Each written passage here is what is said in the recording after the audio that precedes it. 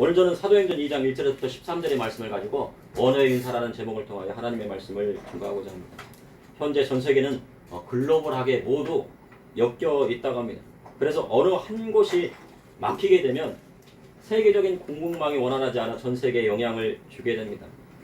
이전에는 어느 곳에 전쟁이 일어나면 그로 인해 주변 국가들이 수혜를 입고 큰 경제 발전을 이루었습니다. 우리나라의 과거 한국전쟁, 6.25 전쟁이 일어나자 패망했던 일본이 막대한 군수물자를 대면서 다시 일어났습니다. 또한 베트남 전쟁에서 우리나라가 병력과 군수물자를 그곳에 대면서 그것을 수입으로 해내서 경제적인 기반을 닦았습니다. 그러나 현대에는 그러한 일이 일어나지 않고 있습니다. 우로 전쟁으로 유럽이나 주변 국가들의 수혜를 입을 것으로 생각했으나 전쟁이 장기화되면서 유럽은 러시아의 원유나 가스를 원활하게 공급받지 않아 에너지 가격이 폭등하면서 유럽은 추운 겨울을 보내고 있다고 합니다. 그리고 세계 빵 공장이라 하면은 우크라이나를 들 수 있습니다. 거기가 세계 곡물의 3대 수출국입니다. 그런데 밀이 생산과 수출이 되지 않으니 세계 곡물 가격이 한때 많이 오르기도 했습니다. 그래서 우리가 빵을 사 먹으려면 옛날부터요 한 2배 정도는 올라온 것 같습니다. 그런 이유가 그런 전쟁의 여파입니다.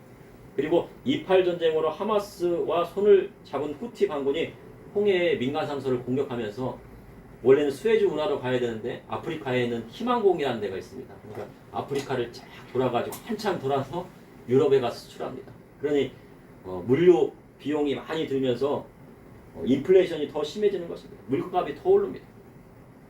그러면서 미 연준이 3월에 금리 인하에 대한 생각이 없다고 발표하면서 인플레이션은 장기화될 것으로 보고 있습니다. 이러한 것은 우리 실생활에서 피부로 와닿고 있습니다. 이러한 때일수록 믿음의 성도는요 하나님의 말씀대로 불필요한 지출을 줄이고 그리고 빚을 줄이고 빚을 없애고 그리스도의 사랑 안에서 형제자매와 연합하여 어려움을 극복해 나가야 할 때입니다. 현대사회는 글로벌 공급망뿐만 아니라 통신마저도 연결이 되어 있습니다. 지금 인터넷으로 세상이 다 연결되어 있다고 합니다. 인터넷은 위성으로도 연결이 되지만 바다에 인터넷 통신망이 다 깔려 있습니다. 뭐 대서양, 태평양, 인도양 뭐 할 것 없이 인터넷 통신선이 전 세계를 그 거미줄처럼 다 잇고 있습니다. 현재 그러한 것을 주도하는 나라가 프랑스와 미국과 일본과 중국입니다. 그 통신망을 현재 계속 깔고 있습니다. 가장 많은 사업을 하는 나라는 프랑스와 미국인데 일본은 그게 큰 영향을 주지 않는다고 합니다. 그런데 이곳에 중국이 도전장을 냈다고 합니다. 중국이 새로 통신망을 까는 건 많이 깔렸으니까 그것을 유지 보수하는 것을 자기들이 맡겠다고 하는 겁니다. 근데 이제 통신망이 쭉 깔리다 보니 전화도 통신으로 다 되잖아요. 깔리다 보니까 그것을 이제 빠르게 송출하려면은 중간중간에 이제 중계기를 달아야 된다고 합니다. 근데 그 중계기를 달고 또 그것을 유지 보수하는 것을 중국이 지금 현재 맡고 있습니다. 근데 그것을 교체해야 하는데 그 중계기 안에는 전 세계의 모든 데이터나 정보가 다 들어있는 겁니다. 그러니 이 중계기를 고친다고 하고 거기다가 해킹이라는 장비를 딱 하게 되면요 전 세계 정보가 중국으로 다 넘어가게 됩니다. 그런 정보를 빼올 수 있다는 거죠. 그래서 미국이 발끈해서요 중국의 대표 기업인 통신 장비 기업인 화웨이를 제재하고 났습니다. 화웨이가 그렇게 정보해갖고 우리나라 정보원이 다 해가지고 우리나라도 화웨이 정보 그 통신망이 다 깔려 있잖아요. 그러면서 반도체에 대한 공급도 차단하고자 하는 거죠. 반도체 기술은요 우리나라의 삼성과 대만의 TSMC가 장악하고 있는데 그리고 네덜란드에는 또 반도체 장비를 만들고 있습니다. 그러니 이 세 나라가 지금 주도를 하고 있습니다. 그런데 앞으로의 시대는 AI 시대로 넘어가고 있다고 말합니다. 인공지능 로봇을 만들고 있고 모든 군사 장비 미사일에 비행기, 군함, 자동차, 우리 세탁기, 냉장고 할 것을 다 뭐가 들어갑니까 요즘은? 반도체가 다 들어가요. 그러니 미래 AI나 인공지능을 선점하는 나라가 미래 전 세계의 패권을 쥐게 되는 거예요. 근데 우리나라는 뭐를 잘 만들어요? 반도체를 잘 만들고 있어요. 그러니까 우리나라는 앞으로 세계를 선점할 건데 그것입니다. 근데요 미국이 중국을요 가만둘 리가 없습니다. 미국 무역전쟁의 승자는 미국이 될 것이라고 예측을 하고 있습니다. 그럼 여러분은 누가 승자가 되길 원하십니까? 예, 중국이 승자가 되길 원하십니까? 미국이 승자를 되길 원하십니까? 어떤 분은요 이런 글을 썼습니다. 조선시대 때 중국은 503년간을 지배했다고 합니다. 그리고 일본은 우리나라 몇 년 지배했어요? 36년, 35년이라고 많은 또 그렇다. 서대문의 독립문이 무엇을 기념하는 독립문입니까? 무슨 독립이에요? 누구로부터의 독립입니까? 일본으로부터의 독립입니까? 중국으로부터의 독립입니까? 예, 청나라로부터의 독립을 기념하기 위해서 독립을 쓰죠. 그런데 사람들 우리나라 역사의식이 없어요. 예, 청나라부터의 독립을 위해서요 한 거예요. 청나라부터 독립을 시켜준 나라가 누구예요? 일본이에요. 근데 일본으로부터의 독립을 시켜준 나라가 누굽니까? 미국입니다. 근데 역사의식이 없으면요 그걸 잘 모릅니다. 일본이요 위안부를 설치해서 우리나라를 막 그렇게 괴롭혔다고 하면요 중국군 병자호란때 50만 명의 환양녀를 데리고 갔더라고요. 그 수가 헤아릴 수가 없어요. 일본은 우리에게 분명 위협적인 존재예요. 일본을 견제해야 돼요. 그런데 일본은 지금 무슨 국가입니까? 자유민주주의 국가고, 그러나 중국은 아직도 공산국가예요. 그래서 티베트나 신장 우이구르 가면요 신장 우이구르 사람 100만 명을 수용소에 넣고요 지금도 감시하고 있어요. 인구가 너무 늘어나니까 또 뭐예요? 예. 그게 핍박을 하고 있습니다. 그러니 중국이 세계 패권을 잡게 되면 어떻게 됐습니까? 그런데요, 그러한 제재로 인해서 중국은 앞으로 경제 회복은 더 멀어질 것이라고 합니다. 근데 중국은 이제 떨어질 날만 나왔어요. 그러니 경제가 어려우니 그것을 타개하기 위해서 대망 침공에 대한 이야기도 나오는 것입니다. 그러나 그것은 쉬운 일이 아닙니다. 예, 그렇게 되지 않을 가능성도 많습니다. 현재 북한도 심각한 경제 위기에 직면해 있는 것을 보고 있습니다. 북한은요 성경만 소지해. 이런 성경이 아니에요. 이런 마태복음 한 장 쪽복음을 보내요 선교사님들. 이런 거 마태복음 한 장에다가 이렇게 딱 찢어가지고 뭘 하나씩. 그런데 그거 하나 걸리면 어떻게 됩니까? 정치범 소용소에 그날로 끌려가가지고 모든 가족이 다 끌려간대요. 최근 뉴스에 보니까 북한에 어린 학생이 한국 드라마를 보았다고 몇 년형에 처해졌어요? 12년형의 교화형에 처해졌어요. 한국 드라마 봤다. 그리고 가족들은 다 그 좋은 평양에서 다 쫓겨났어요. 평양은 아무나 들어가는 곳이 아니니까 출신 성분이 다 좋아해 거기 들어가는데 거기서 쫓겨났어요. 드라마를 본 사람은 10년형에 처지고 그것을 유표한 사람은 총살령을 당한다고 합니다. 그러니 우리나라는 드라마를 마음껏 볼 수 있고 성경을 마음껏 볼 수 있으니 얼마나 축복이고 하나님의 은혜입니까? 근데 가까운 곳에요 그러한 일들이 나고 있어요. 그러니 김정은은 한국의 자유민주주의 문화가 유입되면서 체제에 대한 위기감을 느끼고 있습니다. 그것을 군사 전문가들이 말하고 있습니다. 그러면서 이제는 같은 민족이라고도 인정을 하지 않겠다고 합니다. 김일성이나 김정일은 뭐 같은 민족이라고는 했어요. 그리고 통일돼야 한다고 해서 적화 통일이지만. 근데 이제 김정은은요 아니야 우리는 같은 민족도 아니야. 대한민국은 제1대 적대국으로 삼고 북한의 헌법에 통일이나 민족에 대한 표현도 삭제했다고 합니다. 이제는 동포가 아닌 완전 다른 국가를 인정할 뿐만 아니라 가장 위협적인 적대국으로 삼겠다고 합니다. 그리고 여의치 않으면 핵무기도 사용하겠다. 이는 그가 얼마나 공경에 처했는지를 알 수가 있어요. 얼마나 공경에 처해졌으면요 한국 드라마 조금 본다고 해서 그거를 막 12년형에 교회를 치니까 얼마나 체제가 위협받습니다. 그러니 북한이 얼마나 어려운지를 알 수가 있고요. 곧 있으면 북한이 무너질 수도 있겠다는 생각이 듭니다. 최후의 발악을 하는 거예요. 이럴 때일수록 믿음의 성도는 어떻게 돼요? 기도해야 돼요. 북한의 김정은이가 같은 민족이 아니라 해도 우리가 같은 민족이 아닙니까? 같은 민족이에요. 어떤 사람들은 정치인들이 그래서 북한도 나라로 우리나라 이 나라로 서로 싸우지 말고 그냥 나라로 인정받아서 서로 상관하지 말고 살자 하는데 그거 하나님 뜻입니까? 아니죠. 언어가 같으면 같은 민족이고 같은 문화와 같은 음식을 먹고 있으면 같은 민족입니다. 김정은은 북한도 나라를 인정받고 살겠다 하지만 우리나라의 근본은 같은 민족이고 한 나라예요. 앞으로 통일이 얼마 남지 않았을지도 모릅니다. 그러니 믿음의 성도는요 준비를 해요. 가까운 탈북민들이 요즘 막 많이 들어오더라고요. 주위에 막 그래요. 그분들한테도 관심을 가져야 돼요. 따뜻한 말 한마디. 근데 그분들한테 왜 관심을 가져야 되냐면 그분들은요 목숨을 걸고 나왔거든요. 그리고 가족들을 또 탈북시키기 위해서 어떻게 해요? 자기 부모님을 탈북시키기 위해서 여기서 돈을 열심히 벌어가지고 500만 원, 7만 원, 1000만 원을 보내면서 또 부모님 아들들 다 데리고 오는 거예요. 그니 얼마나 그 사람들이 부모를 생각하고 가족을 생각합니까? 복음을 전해야 할 사명이 우리에게 있는 것입니다. 독도가 왜 우리의 땅입니까? 독도에는요, 우리말을 쓰는 우리 한국 사람이 거기에 거주를 하고 있어요. 그래서 우리 땅, 그곳에는 일본 사람이 거주한 적이 없습니다.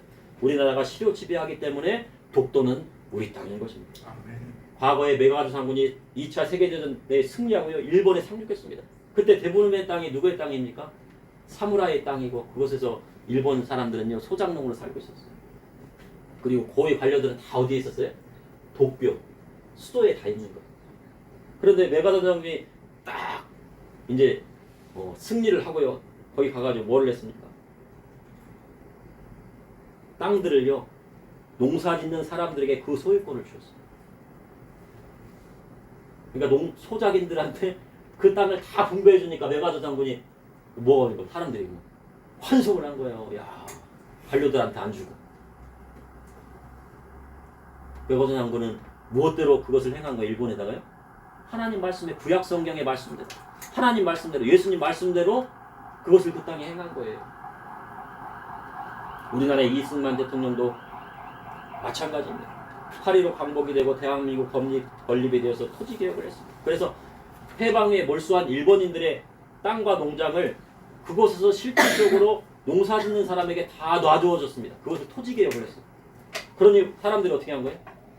환호를 했습니다. 그 땅을 경작하고 그곳에서 땀을 흘리고 자녀를 낳아서 키우는 사람들에게 그 땅의 소유권을 준 거예요. 일본 사람들한테 준 게 아니고. 그 땅에 농사 짓고 살고 있는 사람이 그 땅의 실질적인 지배자입니다. 집도 자기가 집을 샀더라도, 자기가 전세 살더라도, 월세 살더라도, 임대를 살더라도 그곳에 살고 있는 사람이 그곳에 그 집의 실질적인 소유자인 겁니다. 그것이 하나님 법칙이에요. 그래서 복을 받으려면 어떻게 합니까? 그 땅에서 자손을 많이 낳아서 살게 하고 하나님 말씀대로 가르치면 그 소유권이 누구한테 넘어가요? 네, 그에게 넘어가요. 우리 성도님들한테 넘어가는 거예요. 그러나 북한의 김일성은 일본인들이 소유한 거대한 농장뿐만 아니라 모든 사람의 땅을 다 어떻게 했습니까? 땅 문서를 다 바꿔요. 다 불태워버렸어요. 그리고 공평하게 먹여 살려주겠다고. 그러고는 자신이 뭐라고 했습니까? 어버이 수령이라고 합니다. 어버이는 자신을 낳아주신 분이 어버이인 것입니다. 그리고 우리의 영적인 하늘 아버지이신 하나님만이 우리의 하늘 아버지입니다. 그런데 김일성은 기독교 집안에 태어났지만 자신이 하나님에 대해 북한의 많은 주민을 억압했습니다. 말라기 4장 6절의 말씀 한번 함께 가시겠습니다. 말라기 4장 구약성경 맨 끝에 절입니다. 구약성경의 말라기 4장 6절의 말씀이니까 구약성경의 마지막 말씀이잖아요. 끝 말씀이잖아요. 이거 중요한 말씀이에요. 그 말씀이 뭐라고 하시는지 다 같이 합독하시겠습니다. 그가 아버지의 마음을 자녀에게로 돌이키게 하고 자녀들의 마음을 그들의 아버지에게로 돌이키게 하리라. 돌이키지 않으면 그런데 내가 와서 저주로 그 땅을 칠까. 아버지의 마음을 어디로 돌이킨다고요? 자녀들의 마음을 어디로 돌이킨다고요? 아버지의 마음으로. 그러니 권력자나 정치인이나 어떤 사람이나 아버지를 향한 자녀들의 마음을 빼앗는다거나 자녀를 향한 아버지의 마음을 빼앗으면 그 땅이 뭐를 받는데요? 저주받는데요. 성경 저주받는데요. 김일성이 아버지를 향한 자녀들의 마음을 빼앗아 자신이 어버이라고 먹여주고 입혀주겠다고 하니 그 땅이 뭐를 받았어요? 저주받았어요. 그래서 축복을 받으려면 어떻게 됩니까? 아버지의 마음을 자녀에게 돌려야 돼. 자녀의 마음을 아버지에게 돌려야 돼. 그러니 부모님께 먼저 효도를 해야 돼. 부모님 계신 우리 성도님들은 부모님께 먼저 효도를 해야 돼. 내 마음이 누구를 향해 축복받아요? 부모님을 향하여 축복받아요. 그리고 하나님을 향해 축복받아요. 아버지, 그것이 아버지의 뜻입니다. 그리고 부모의 마음이 누구한테 가야 돼요? 자녀에게도 가요. 자녀에게.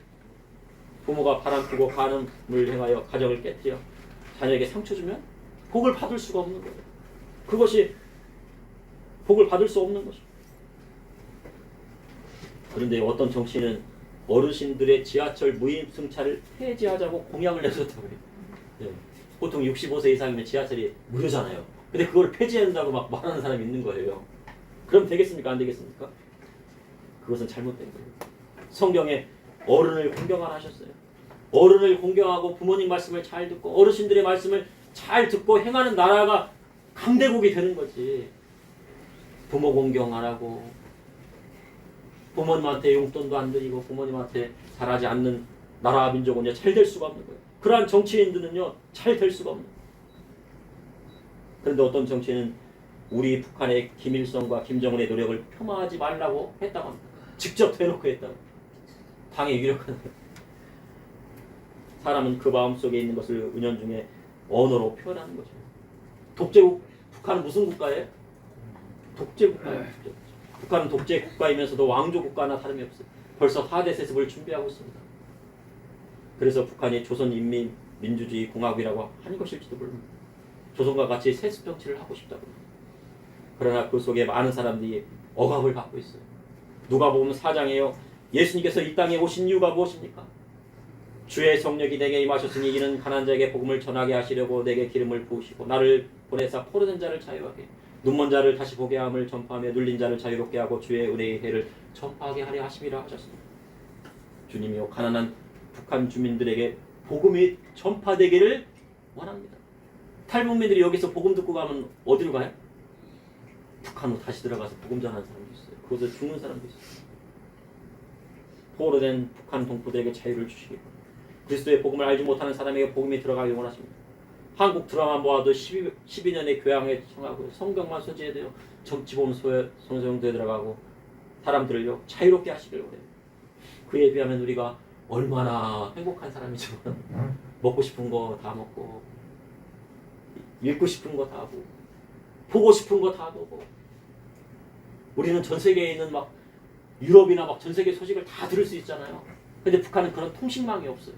그 전 세계 소식을 들을 수도 없고 인터넷을 다 통제하고 있다. 저는 고등학교 때 성령 세례 받고 방언이 터지고 은혜 받을 때요 북한 선교에 대한 관심을 많이 가지게 되었습니다. 같이 은혜를 받은 형제들은요 다른 나라 선교에 관심이 있었어요. 필리핀이나 동남아 선교에 관심 있는 분도 있고 아프리카 선교에 관심 있는 분도 있고 그렇습니다. 그럼 제가 왜 북한 선교에 관심을 가지게 되었을까요? 고등학교 생활기록부를 딱 보시면 제가 보여드릴 수 없지만 성적이 안 좋아가지고 보면 1학년 때도 선교사 꿈이 2학년 때 선교사 3학년 선교사 꿈입니다. 근데 뭐가 안 돼요? 언어가 안 되었어요. 아니 필리핀 가서 선교하려면은 영어를 잘해야 하는데 영어는 잘 못하겠더라고요. 고등학교 장래 희망이 3년 동안 선교사였어요. 그런데 언어 중에서 제일 잘하는 것이 무슨 말밖에 없어요? 한국말밖에 없더라는 거예요. 사도행전 2장 4절에 그들이 다 성령의 충만함을 받고 성령이 말하게 하심을 따라 다른 언어들로 말하기를 시작하니라. 성령의 충만함 받으면 무엇이 나타납니까? 언어의 은사가 나타나는 것입니다. 그럼 성령께서 왜 다른 언어로 말하게 하셨을까요? 각 사람이 선교할 나라가 다르기 때문입니다. 베트남어를 잘해야 베트남을 선교할 수 있고 일본어를 잘해야 일본을 선교할 수 있고 중국 선교를 하려면 중국어를 잘해야 합니다. 그런데 이것저것도 안 되면 무슨 선교해야 돼요? 무슨 선교해야 됩니까? 네? 북한 선교해야죠. 북한 선교. 그리고 간도 땅과요 동북 삼성은 무슨 말을 쓰고 있어요? 네, 한국말. 그래서 조선족이라고 하잖아요. 같은 민족이에요. 그러니까 중국이요 나중에 자유민주주의 국가가 되고 쪼개지면은요 저희 동북 삼성 가서 누가 복음 전해야 돼? 우리가 복음 전해야 돼요. 그리고 어순이 같은 몽골이나 일본도 할 수 있는 거예요. 한자만 하면 일본어 금방 알아요. 그리고 몽골도요 같은 어순이기 때문에 금방 할 수 있어요. 세상 사람들이 말을 합니다. 예수쟁이들이 말을 잘한다고요. 근데 정말로 예수쟁이가 말을 잘하긴 잘합니다. 예수 믿는 사람이 말을 잘하게 되어 있어요. 믿음의 사람은요 언어의 은사를 받게 됐어요. 그래서 세계적인 베스트셀러가요 1위가 성경이라고 합니다. 그래서 성경을 날마다 상고합니다. 그러니 날마다 지식이 쌓이고 언어의 은사가 생기게 되어 있습니다. 하늘의 지혜가 내려 말을 잘하게 되어 있어요. 그러니 성경을 한글로 또 읽게 될 수도 있고 또 영어를 또 하게 되면 영어를 잘하고 싶으면 영어로 읽게 되고, 헬라어를 잘하고 싶으면 헬라어를 읽게 되고, 히브리어를 잘하고 싶으면 히브리어로 성경을 읽게 되면, 일본어를 잘하고 싶으면 일본어로 성경을 읽으면 되는 것입니다. 언어의 은사를 왜 주셨습니까? 언어의 은사를 사용하면요, 병 고칩니다. 언어의 은사를 사용하면 어떻게 됩니까? 하나님 앞에 용감하고. 언어의 은사를 사용하면 어떻게 합니까? 전도의 열매가 맺히게 돼요. 천국에 가면 생명나무가 있다고 합니다. 생명나무 열매가 줄줄내려 합니다. 그리하려면 믿지 않는 영혼들 한 사람을 찾아서 예수님 믿게 하고 생명나무의 열매가 주렁주렁 맺리게 해야 되는 것입니다. 한 영혼이 천하보다 귀하다 하셨습니다. 그러나 그 내용이 성경에 있습니까? 한 영혼이 천하보다 귀하다고 하는 성경 구절은 제가 찾아보니까 어디에도 없더라고요. 네. 근데 그 말씀은, 그 비슷한 말씀 누가 하신 거예요? 예수님께서 하신 거예요. 한 생명이 천하보다 귀하다는 똑같은 글귀는 없어요. 그러나 잃어버린 한 마리의 양을 찾아 99마리를 놓고 가는 목자의 비유에서, 한 드라크마를 잃은 여인의 비유에서 우리는 알 수가 있는 거예요. 마태복음 16장 23절에 사람이 만일 온 차를 얻고도 제 목숨을 잃으면 무엇이 유익하리요? 사람이 무엇을 주고 제 목숨을 받겠느냐? 그러니 천하보다 한 영혼 한 생명이 더 중요한 거예요. 만약 100억을 준다면 그 100억과 자식을 바꾸시겠습니까? 만약 1000억을 준다고 하면요, 아내를 바꾸시겠습니까? 만약 1조를 준다고 하면 부모님을 1조와 바꾸시겠습니까? 세상 사람들은요, 그렇게 할 수 있어도요, 믿음의 사람은요, 그리 할 수가 없어요. 왜요? 한 영혼이 천하보다 귀하거든요. 내 자식이 천하보다 귀하고, 내 아내가 천하보다 귀하고, 내 부모가 천하보다 귀해요. 근데 어떤 분이 그러더라고요. 내가 이제 죽을 때가 되어갖고 3억 정도가 있는데 그 3억을 이제 자식에게 주었다고. 자식에게 주었어요. 이제 얼마 안 남았으니까 자식 너 이거 집사한테 써라 그래갖고. 근데 나중에 이제 80이 되었는데도 이제 다 주었지만 없잖아요. 85세 돼가지고 그래서 정정하신 거예요. 나중에 돈이 필요하잖아요. 그 자식에게 뭐 달라고 했어요? 500만 원만 달라고 그러니까 자식이 뭐 하라고 합니까? 한 3년 전화를 안 하더라는 겁니다.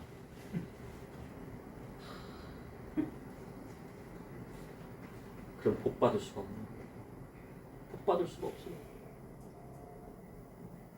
돈보다도 천하보다도 누가 중요해요? 가족이 중요하고 우리 성도님들이 중요하고,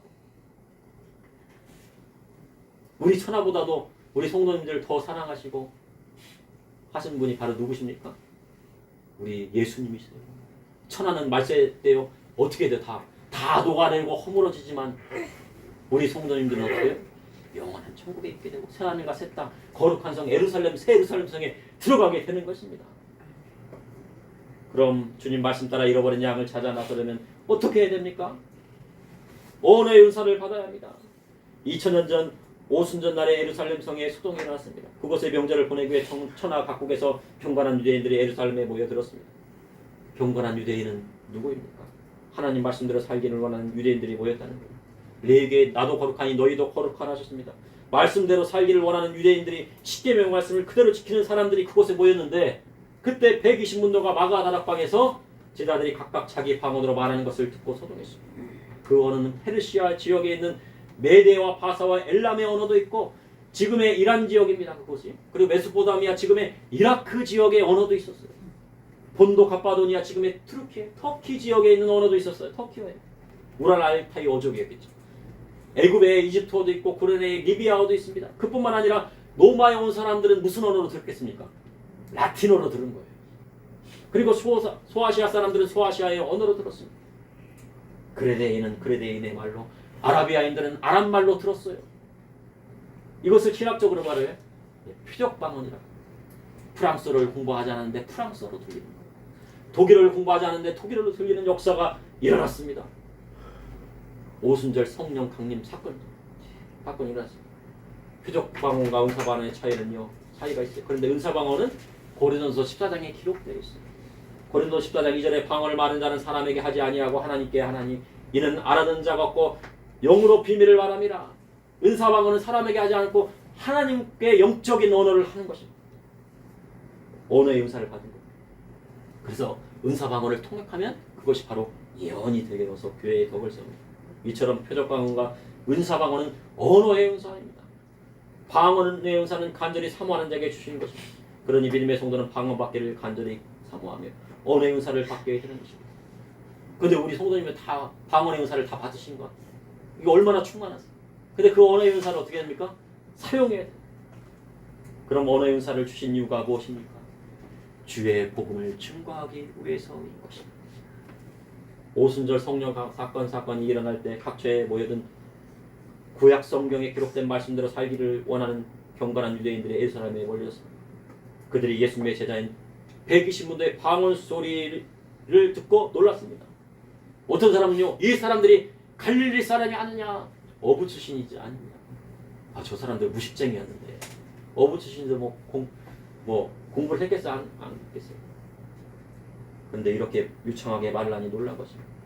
하나님은 약자를 들어서 강한 자를 부끄럽게 하십니다. 그 경건한 유대인들이 왔으니요 얼마나 지식에 박시겠겠어요. 그런데 무식쟁이 같은 저 어부들이 무슨 언어를 하고 있어요? 터키어, 이란어, 이렇게 이집트어, 라틴어만 하고 막 방언을 말하고 있으니요 얼마나 놀랐습니까? 그래서 예수님을 믿는 조건에 무식하거나 유식하거나 차이를 두어서는 안 됩니다. 때로는 학벌이 있는 사람이 고꾸라져서요 주의 복음을 위하여 사용하시는 것입니다. 학벌이 있는 변호사나 판사들이 어디로 들어갑니까? 요즘 보니까 감옥 많이 가요. 요즘 감옥 많이 가잖아요. 변호사도 감옥 가고 판사도 감옥 가고. 근데 우리 믿음의 성도님들 감옥 가신 분이 한 분도 안 계세요. 다 정직하게 하시더라고요. 큰 자들을 고꾸라듯이 큰 자들을 부끄럽게 하시는 것이 하나님의 뜻이에요. 사울은 큰 자로 지식이 많고 언변에 능숙한 사람이었어요. 그러나 그가 마음이 교만하여 믿는 자를 핍박하고 스데반 집사님을 순교할 때 옷을 지켰습니다. 그런데 그는 하나님을 사랑하는 마음이 불릴 듯했습니다. 그래서 대제사장에게 위임을 받아 다메섹으로 가는 도중에 예수 믿는 사람들을 잡으러 가는 중에요 고꾸라트려지고 말았어요. 눈이 멀고 말았어요. 그리고 주님이 만지셨습니다. 그래서 큰 자였던 사울이 하나님 앞에 작은 자 바울이 된 것입니다. 이처럼 주께서 언어의 은사를 가진 자를 사용하시고 준비된 자를 또 고꾸라트리셔가지고요 또 쓰시더라는 거예요. 그럼 언어의 은사를 언어를 왜 나누게 하셨습니까? 이는 창세기 11장에 바벨탑 사건이 있기 때문이에요. 노아의 홍수에 언어가 하나였어요. 홍수 이전에도 했고 그 다음에 노아의 홍수 후에도 언어가 하나였어요. 그러나 사람들이 모여 높은 탑을 쌓았는데 왜 탑을 쌓았냐면요 탑을 쌓게 해서 자기의 이름을 세상에 알리자. 그 무슨 뜻이에요? 자기 이름을 높여갖고 하나님처럼 되자. 하나님의 영광을 우리가 차지하자. 그랬더니 바벨이 되었어요. 그것이 바벨탑인데 바벨은 뭐냐면요 지죽박죽하다 혼란스럽다 하는 거예요. 세상의 언어와 학문이 어떻게 된 거예요? 언어가요 뒤죽박죽되는 거예요. 그런데 이러한 뒤죽박죽했던 언어 그리고 학문이 한 곳으로 모인 때가 있었는데 그때가 어떤 때입니까? 바벨론의 때예요. 바벨론의 때 모든 학문과 언어가요 다 어디로 모였어요? 바벨론으로 모이게 된 거예요. 그런데 현재 바벨론의 때와 같이 모든 언어와 학문이 빅데이터로 모이는 시대가 되었습니다. 그래서 빅데이터가요 하늘 높은 줄 몰라요. 서울대 다니는 사람이 컴퓨터 이길 수 있어요? 못 이겨요. 하버드 나왔다고 컴퓨터 이깁니까? 하버드보다 숫자 이세돌 구단이 그 알파고 이겼습니까? 한 번 이겼잖아요. 한 번 이겨서 대단한 거예요. 앞으로 이기겠어요? 못 이겨요. 그래서 앞으로 똑똑이는요 먹고 살기가 똑똑하다고 먹고 사는 시간이 끝났다는 거예요. 그러나 믿음의 사람은 하나님을 의지하고 나아가는 것입니다. 알파고가 어떻게 이세돌 구단을 이겼습니까? 한 20년 동안요 이창은 조은현 다섯 기사들 잘 그 사람들이 데이터를 다 모아가지고요 그 수를 다 읽은 거예요. 다 놓아놓고 이 사람이 이렇게 두고 저렇게 두면은요 다 이기게 만들어 놓은 거예요. 그러면 이 빅데이터는 무엇을 가지고 지식과 언어를 쌓았을까요? 세상에 있었던 자료들을 다 끄집어 모아갖고 한데 모아놓은 거예요. 그런데 이 빅데이터가 새로운 것을 창조할 수 있습니까? 없어요. 근데 믿음의 성도님들은 언어의 은사를 받아서 새로운 것을 창조하실 수 있으십니까? 창조할 수 있잖아요. 저도요, 이제 여기 강대상에 쓴 지도 한 3년 정도 된 건데요. 한 번도 과거에 있던 설교문을 가지고 설교를 한 적이 없습니다. 같은 본문이라도요, 매일 써요. 막. 그래 가끔 또 이제 인터넷에 올리거든요. 그러면요, 그 빅데이터들이요, 알고리즘이 해가지고요, 누가 이제 뭐 수고하고 무거운 짐진자들아라는 설교문을 딱 하잖아요.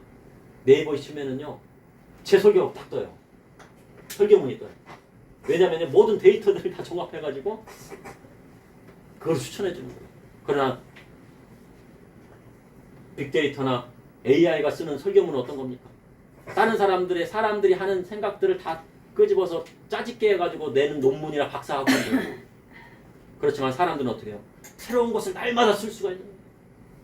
설교문도 날마다 막 새롭게 할 수 있고, 기도도 날마다 새롭게 할 수 있고, 내 마음도 날마다. 그래서 앞으로는 빅데이터가 세상을 지배하겠지만 우리 믿음의 성도는 뭐를 지배하는 사람이 되냐? 빅데이터나 AI나 로봇을 통제하고 지키는 사람이 되어야 되는 것입니다.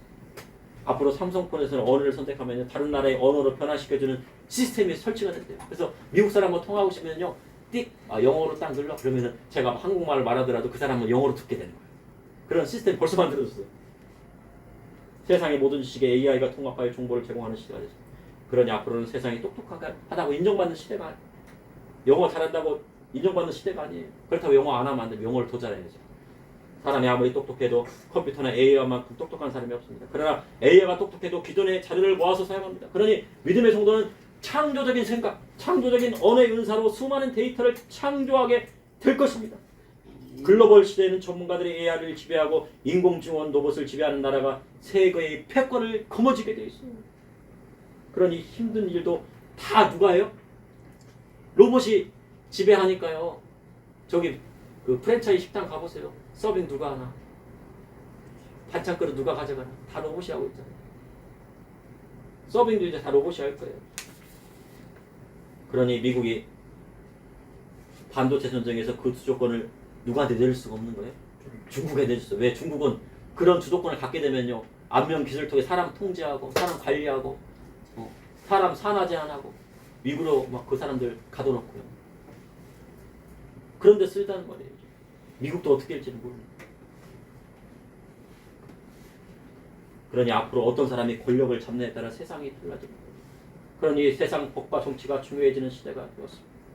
오늘 아들이 저한테 물어보더라고요. 세금은 어떻게 내는 거냐. 그래서 너 빵 1,000원어치 사면 100원은 저기 세금으로 가고, 1에서 100만 원 벌으면 10만 원은 세금으로 간다. 근데 스웨덴이나 노르웨이는 50%를 세금으로 가져간다. 정치인이 누구냐에 따라서 세금을 10% 가져갈지 50% 가져갈지 그것을 정한다. 그러니 정치인이 중요하다. 앞으로 저는 법과 정치가 중요한 시대가 되었고, 그런데 다음 세대에 정직한 정치인을 세울 준비를 누가 하고 있어야 돼요? 믿음의 성도님들이 하고 있어야 되는 거예요. 김일성, 김정을 찬양하고 주한민국 철수를 주장하는 정치인 말고 언어의 은사를 가지고 하나님 말씀대로 올바로 말할 수 있는 양심 있는 정치인들을 준비하고 있어야 되는데 그것을 못하고 있다는 거죠. 한국교회에 왜 위기가 왔습니까? 언어의 은사를 등한히했기 때문에 그래요. 정치인들이 무엇을 가지고 정치합니까? 말을 가지고 정치하잖아요. 근데 하나님 말씀대로 합니까? 언어의 은사가 없잖아요. 그 자기 마음대로 자기 뜻대로 언어를 사용합니다. 한국교회가 비대면 예배도 예배를 하였습니다. 찬송을 작게 하라니 찬송을 작게 했습니다. 예배 드리지 말라고 하니까 예배 드리지 않았습니다. 이제 사람들이 집에서 온라인 예배 드리기를 편한데 뭐하더라고 오프라인 예배를 드리라고 합니다. 집에서 그냥 물도 따라 마시고 좀 누워서 예배 말씀도 듣고 그냥 화장실 갔다 왔다 하고 예배 드리면 되는데 뭐하러 이렇게 멀리까지 나오려고 합니다. 그래서 대형 교회에서 코로나가 잠잠해지면 대면 예배로 이제 전환을 했는데, 대면 예배를 이제 하게 되면은 대면 예배를 원하는 성도들이 예배당에 가득 찰 것으로 막 생각을 했대요. 야, 사람들이 얼마나 갈급해서 집에서 드리다가 이제 예배를 드린다고 하면 예배당이 가득 차고 빈자리가 없겠지. 그동안 부활절 예배 못 드렸으니 얼마나 부활절 예배 드리고 싶은 성도들이 몰려갖고 예배당에 자리가 없을 정도로 차고 넘치겠지 생각했는데요. 그런데 목회자들이 보니까 어때요? 생각만큼 교인들이 오지 않더라는 거예요. 빈자리들이요, 속속들이 많고요. 이제는 한국교회가 지금 어려워졌다는 거예요. 곳곳이 비어있다고 합니다. 기독교를 없애기 위해 네로가 성도들을 핍박했습니다. 기독교인이 로마에 화제를 냈다고 거짓말까지 했어요. 그래서 기독교인들이 어디로 들어갔어요? 지하 동굴 카타콤에 들어가지고 거기서 예배드리고요. 어떤 사람은 지하 동굴에 너무 생각나 눈이 멀어서요, 장님이 됐어요. 맹인이 됐어요. 그러나 나중에 로마가 무슨 국가가 되었습니까? 기독교 국가가 됐어요. 북한의 기독교인을 찾기가 어렵습니다. 이는 김정은이 하나님을 예배하지 못하게 하기 때문에 믿음을 쌓기 위해서 예배의 자유가 있어야 돼요. 종교의 자유는 아무 종교나 믿을 수 있는 자유를 말하는 것이 아니라 종교의 자유는 하나님을 예배할 수 있는 자유를 뜻하는 것입니다. 하나님을 진정으로 영과 진리로 예배할 때 복이 오는 거예요. 예배를요, 7년간 진정으로 예배를 드려야 돼요.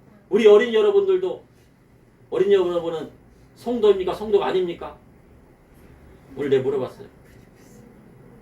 성도예요. 어린이. 그 예배를 어떻게 해야 돼요? 그러니까 성도니까. 작은 성도예요. 예배 잘 드려야 돼. 활게 하고 딴짓 안 하고. 이제 앞으로 이제 학년 또 올라가잖아요. 그럼 하나님께서 언어의 은사를 주신 이유가 무엇입니까? 마음껏 소리 높여 하나님을 찬양하고 마음껏 소리 높여 기도하고 복음 전하고 하나님 말씀 증거하라고 주신 것입니다. 하나님께서 주신 복을 받고 싶으십니까? 그러면 성령께 주신 언어의 은사를 마음껏 사용하십시오. 그리하면요, 언어의 은사를 사용하는 성도마다 하나님께서 누리고 흔들고 넘치게 부어주시는 것입니다. 아멘. 잠시 기다리겠습니다. 사랑해 주신 오늘도 감사합니다. 주님의 사랑과 은혜로 세상이 어려워지고 혼란스럽고 AI나 로봇이 전 세계를 장악하게 되고 그런다 할지라도 언어의 은사를 받은 믿음의 성도들이 앞으로 세상을 다스리고 통치하게 되고 로봇과 AI를 관리하고 통제하고 하나님 앞에 올바른 정치인들을 세우고 입법기관을 바르게 하고 사법기관을 바르게 하고 행정기관을 바르게 할 수 있는 다니엘과 같은 총리들이 나타나게 하여 주시고 우리 믿음의 성도님이 기도함으로 말미암아 남북 통일이 되어서 북한 땅뿐만 아니라 동북 삼성에 있는 많은 사람들을 주의 복음으로 이끌 수 있도록 한국교회 우리 교회를 사용해 주시고 저와 우리 성도님을 사용하여 주시옵소서. 예수님 이름으로 기도합니다.